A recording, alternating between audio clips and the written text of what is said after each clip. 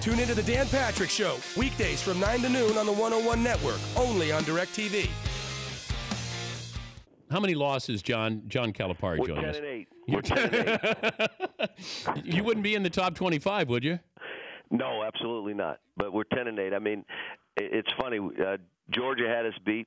Florida had tied up the game down there late. Auburn tied up the game with 3 minutes to go. So we're 3-0 in the league, right? No, we're not. Yeah. We're like 0-3 in the league. We're lucky we're alive right now. But if you're 10-8, John, if you really are 10-8, they're putting for sale signs in my front yard. No question. Yeah. There's absolutely. You know what I told my team yesterday, Dan? I said, "Here's what we're doing. The next few days and for the next week, we're going to practice like we're on a 2-game skid, a 2-game losing streak, because we better step this up, because if we don't, we're going to be on a 2-game losing streak." And so I was really hard on them in practice yesterday and just demanded that they raise the competitiveness in practice. And I look at Purdue. They were 14-0. And their coach basically says, man, we backed up. We didn't play with as much fight. We didn't get 50-50 balls. Then at Illinois, he sticks in a guy that wasn't even in the scorebook. The kid's name is Hart. Who knows who this kid is? You know what he said? He brought fight and passion. He was aggressive. The kid got 14 points, Dan. He wasn't in the scorebook. They had to take a technical to put him in the game. It just shows the competitiveness is the difference in most of these games. And if you think you're afraid to play or you're tentative or you're more of this, you're afraid to lose a game, well, that's what happens. You start losing them. But you listen to the passion in your voice. How long do you think you can continue to have that passion in your voice? Probably about 2 more months, I hope. But if I now look at big picture here, how old are you? I'm not telling you. How old are you? It's none of your damn business. I'm 38. How long have you been 38? A few years. Yeah, okay. Okay. I'm not telling you how old I am, but I'm saying this. 20 more years. I'm not 35 anymore. 20 more years. I will say this. You can't do the job I'm doing. This isn't a 20-year run. If it's a 10-year run, you've done a lot. It's kind of like coaching Notre Dame football. You try to do that for a long period of time, you ain't making it. It's just too overwhelming. But I love it. I love what it stands for. I love our fans. They get so involved in whatever you do. You're in a seat here, Dan, that you cheat the position if you do not get involved in things. You cheat the position. You're only here temporarily, but this seat has unbelievable, I don't want to use the term juice, but it has a way of moving people in this state, and you cheat the position if you don't use it for good. But why couldn't you last longer than 10 years in that position at Kentucky? Well, first of all, how old I am right now, and the second of all, well, you know, I say that, and you know, I'm looking at this right now. I only know one way to do this job. How long have you known me? Remember being in the UMass gym shooting? Well, I was dunking that day. No, you weren't dunking. You were shooting free throws because you could not jump. Okay. But I mean, I hope you would say he's the same guy he was back then. Yeah, but that's why I wonder when I look at, Jim Calhoun or I look at, Coach K, the stress, and you guys can't leave the sidelines. It's addictive. You don't know what you'll do with yourself. I'm leaving the sidelines. I left it once involuntarily. Yeah. Yeah. They fired me. And you know what? It's funny. One of the reasons I've been doing the 10-8 and all the stuff about the record is because everybody here says they're happy. And here's what they say. I love how we play. I love that our players are getting better. I love the style. Okay, would you love it if we were 10-8? Nope. No.